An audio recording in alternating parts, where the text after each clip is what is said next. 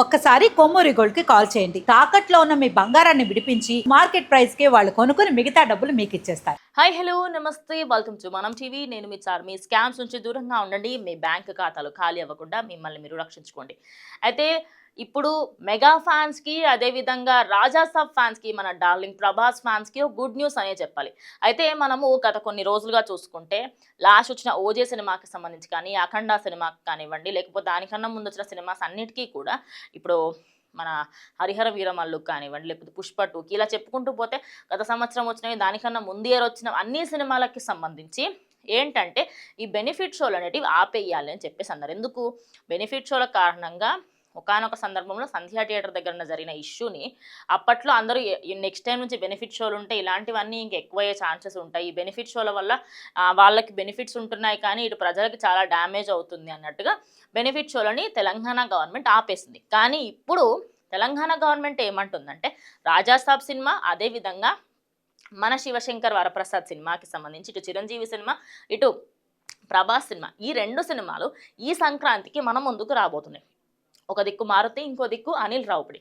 వీళ్ళిద్దరూ tug of వార్గా ఉండబోతుంది. ఎందుకంటే అనిల్ రావుపుడి కామెడీ టైమింగ్కి పెట్టింది పేరు.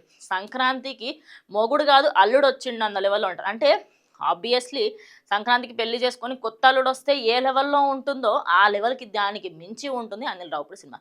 ఇక ప్రభాస్ ఫస్ట్ టైం ఆయనకి ఎప్పుడో మనం ఒక వింటేజ్ ప్రభాస్ని చూసిన ఫీలింగ్ వస్తుందంటే మళ్ళీ ఎన్నో సంవత్సరాల తర్వాత ఆయన ఒక కామెడీగా, అదేవిధంగా ఒక హారర్ థ్రిల్లర్ మూవీతో ఆయన వస్తున్నారు. ఇక ఫ్యాన్స్ ఏంటంటే మాకు బెనిఫిట్ షో లేవు, అదేవిధంగా రేట్స్ ఇంక్రీజ్ అవ్వట్లేవు, మరి సినిమా కలెక్షన్స్ ఎలా వస్తాయని చెప్పేసి.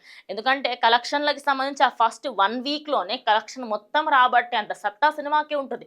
మరి రాజా సాబ్ సినిమాకి, అదేవిధంగా చిరంజీవి సినిమాకి, వీళ్ళిద్దరి సినిమాకు సంబంధించి ఇటు ప్రభాస్ సినిమాకి, అదేవిధంగా చిరంజీవి గారి సినిమాకి, ఇద్దరి సినిమాలకి సంబంధించిన టైటిల్స్ దగ్గర నుంచి అన్నీ కూడా గ్రాండ్గా సెలబ్రేట్ చేస్తున్నారు ప్రతి ఒక్కటి.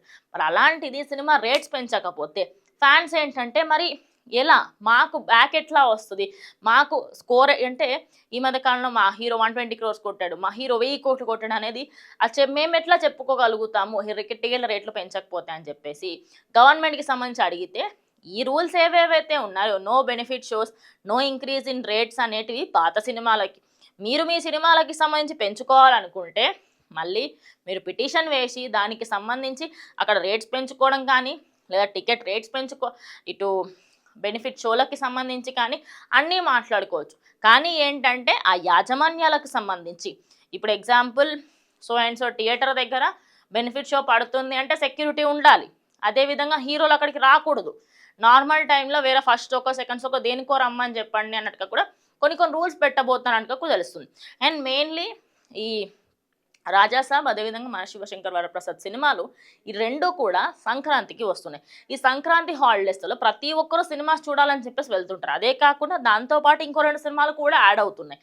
మరి ఇన్ని సినిమాలు ఒకేసారి రావడంతో మరి ఈసారి సంక్రాంతి బరిలో అసలు కొత్త అల్లుడు ఎవరు అవుతాడు, అసలు సంక్రాంతికి నిజంగా మొగుళ్లాగా ఉండే సినిమా ఏదవ్వబోతుంది, ఈ టగ్ ఆఫ్ వార్లో ఎవరు గెలుస్తారు ఏంటి అనేది ఫ్యాన్స్ చాలా ఈగర్గా వెయిట్ చేస్తున్నారు.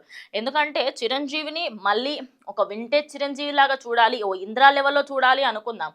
కానీ ఆయన సినిమాస్కి సంబంధించి అన్నీ కూడా చాలా కామెడీగా ఉంటున్నాయి. కానీ అనిల్ రావుపుడి పైన ట్రస్ట్తో ఈ సినిమా మంచి బూస్టప్ ఇస్తుందని చెప్పేసి నమ్ముతున్నారు. ఇటు రాజా సాబ్ని, అది మన ప్రభాస్ని అందరం కూడా సలార్, కల్కి ఈ సినిమాస్లో చూసి అరే ఒక్కసారి డార్లింగ్ ప్రభాస్ని, మిర్చి ప్రభాస్ని, లేదా మన డార్లింగ్ సినిమాలోని ప్రభాస్ని మళ్ళీ వెనక్కి తీసుకురండి అని చెప్పేసి అందరూ కూడా అడుగుతున్నప్పుడు రాజా సాబ్ మూవీస్ అవుతుంది. మరి ఈ 2 సినిమాలకి టికెట్ రేట్స్ పెంచుతారా? ఆల్రెడీ పిటిషన్స్ పెట్టారని కూడా తెలుస్తుంది. మరి టికెట్ రేట్స్ పెంచితే మాత్రం ఫ్యాన్స్ అయితే ఫుల్ హ్యాపీగా ఫీల్ అవ్వబోతున్నారు.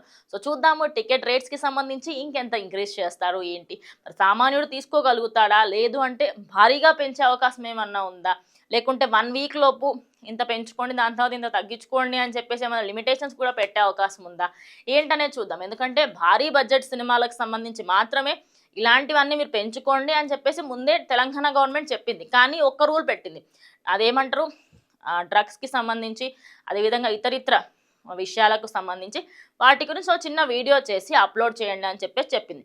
మరి అది ఇంకా కంటిన్యూ చేస్తున్నారా లేదా అనేది చూడాలి. ఇది ఇవాళ వీడియో. ఇంకో వీడియోతో మళ్ళీ కలుస్తాం. అంటే కీప్ వాచింగ్ మనం టీవీ.